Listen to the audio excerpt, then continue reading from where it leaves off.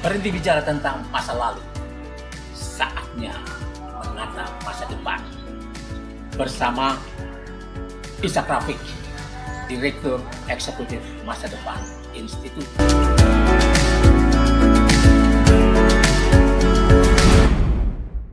Assalamualaikum warahmatullahi wabarakatuh.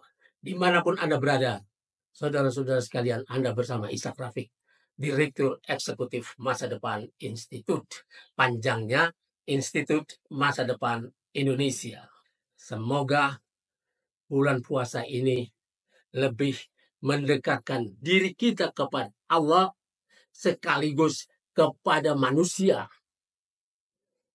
Karena di bulan penuh berkah ini, selain Allah melatih kita untuk menguasai rasa lapar, yang merasa lapar ini kita tundukkan lewat puasa, sehingga keroncongan di perut, rasa melilit di perut ketika kita menahan lapar pada saat waktunya tiba, biasanya jam 12 siang atau jam 8 pagi mau sarapan, itu biasanya merintih.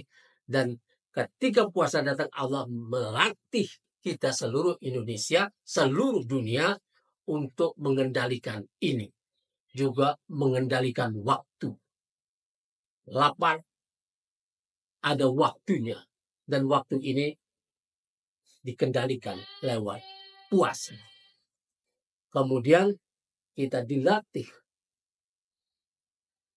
selain dengan rasa lapar ini, kita disuruh merasakan laparnya saudara-saudara kita seiman dan setanah air, dan seluruh masyarakat yang tidak memiliki cukup dana, cukup duit untuk mengatasi rasa laparnya sehari-hari. Solidaritas ini kemudian diejawantahkan lewat buka bersama, memberi buka puasa kepada orang-orang yang berpuasa dan orang-orang yang tidak punya apa-apa. Lalu menghitung hak orang lain di dalam harta kita, kemudian kita keluarkan. Bukan sebagai kasih sayang kita kepada orang-orang tidak punya itu, tapi sebagai pengembalian hak. Karena di dalam Islam, Allah mewajibkan kita, ya, orang-orang yang mampu mengambil haknya atas bumi, karena semua berhak, ya, maka Allah mewajibkan orang-orang yang mampu mengambil haknya ini, ya, pasti ikut terambil hak orang lain di situ yang tidak mampu mengambil haknya, entah karena dia cacat, karena dia jompo, karena dia masih kecil, atau karena sistem yang membuat mereka kehilangan pekerjaan mereka sehingga mereka menghadapi hidupnya dengan lebih susah. Dan inilah, ya, ibarat makan dalam satu piring nasi. Kalau ada 2 orang di antara 5 orang ini, misalnya 5 orang mengelilingi satu piring nasi dan 2 orang tidak punya tangan, maka setiap 3 orang yang makan ini ikut terambil hak 2 orang yang tidak punya tangan itu. Dalam Islam ini haram, dan itu harus dikembalikan lewat zakat, lewat infak, lewat sedekah. Tapi bila orang-orang itu tidak mampu mengambil haknya karena sistem, karena lowongan-lowongan kerjanya diberikan kepada orang lain, kepada tenaga kerja impor misalnya, seperti yang berjalan 10 tahun selama masa Jokowi, maka itu juga harus dikembalikan. Lewat apa? Sistemnya itu diperbaiki sehingga orang-orang yang punya hak atas pekerjaan, atas kehidupan yang layak bisa mendapatkannya. Dan apabila sistem membuat orang menjadi lapar, menjadi kehilangan tanah-tanahnya seperti lewat Omnibus Law, lewat PSN, proyek strategis nasional, maka ini pun harus dicabut. Pemerintah yang berkuasa sekarang, Prabowo, tugas pertamanya adalah ini, mengembalikan hak-hak rakyat yang harusnya dia lindungi. Karena Prabowo ingin memakmurkan rakyat, memang itu tugasnya. tugas pemerintah yang diberikan oleh Undang-Undang Dasar 1945 adalah memakmurkan rakyat, melindungi segenap tanah tumpah darah Indonesia. Dari apa? Dari serangan militer dan serangan bisnis. Serangan militer seperti yang terjadi selama masa penjajahan itu sudah tak ada lagi. Kecuali di beberapa negara seperti Israel yang terus-terusan membunuh penduduk-penduduk setempat untuk mengambil tanah-tanah mereka. Dan di Indonesia bisa saja terjadi lewat PSN, Proyek Strategis Nasional, lewat yang dibikin selama masa Jokowi sejak 2016. Lewat Perpres nomor 3 tahun 2016 tentang Proyek Strategis Nasional.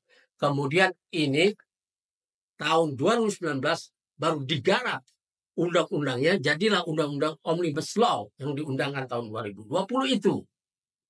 Nah, inilah yang melegalkan perampasan tanah-tanah rakyat ini yang menciptakan kemiskinan.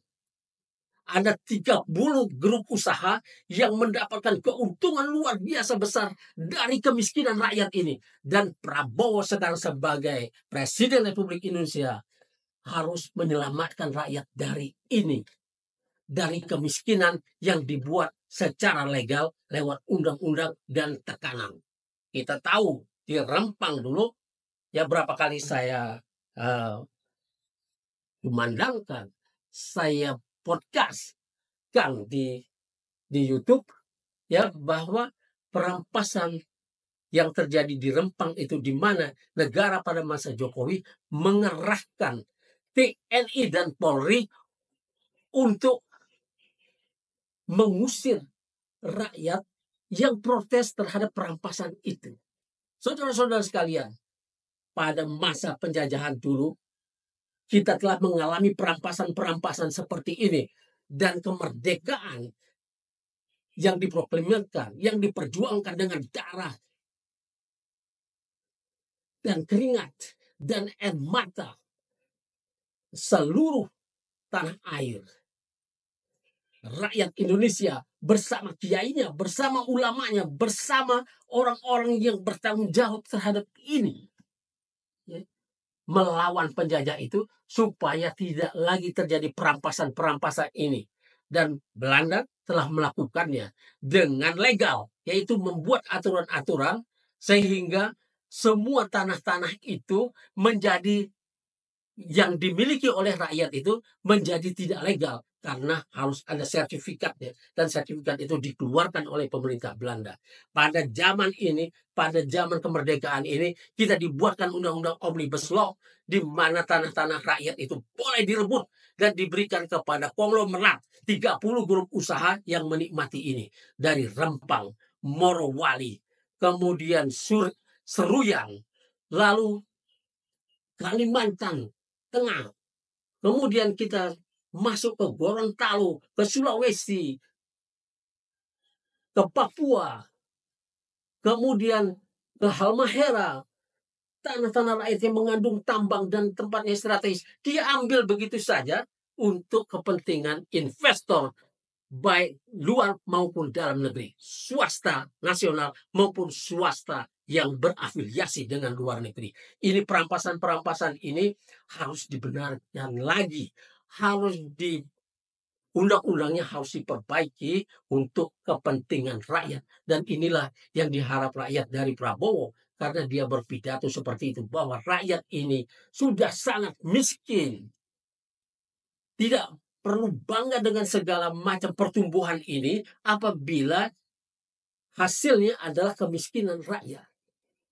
Tidak perlu itu.